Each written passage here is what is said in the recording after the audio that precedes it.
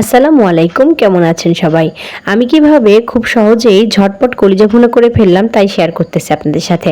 Pressure কুকারের মধ্যে সবগুলো কলিজা মশলাপত্র দিয়ে মাখিয়ে উঠিয়ে দিয়েছিলাম। আর এখন পাশের চুলায় আরেকটু পরে বসিয়ে দিয়েছি, মশলাপত্র দিয়ে কষিয়ে নিলাম মশলা। আর এর মাঝেই কিন্তু আমার 3-4টা শীষ উঠে গেছে, কারণ কলিজার জন্য এটাই যথেষ্ট। এখন এর মধ্যে আমি আলু দিয়ে দিয়েছি, আলুগুলোকে একটু কষিয়ে 50% রান্না করে নিলাম, মানে সিদ্ধটা 50%। তারপরে কুকারের মধ্যে কলিজার ঝোল সহ সব কিছুই কুকার থেকে এই কড়াইয়ের মধ্যে ট্রান্সফার করে দিলাম।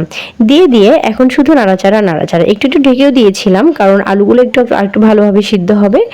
আর এই যে 8-10-15 মিনিট রান্নার মাঝেই কিন্তু আলু কলিজা ঠিকভাবে সিদ্ধ হয়ে একদম খাওয়ার মতো উপযোগী হয়েছে। আমাদের দুজনেরই এই কলিজা দিয়ে আলু আর কি এটা খুবই বেশি পছন্দের। আর আমার রান্না যদি ভালো লেগে থাকে তাহলে অবশ্যই কমেন্ট করবেন।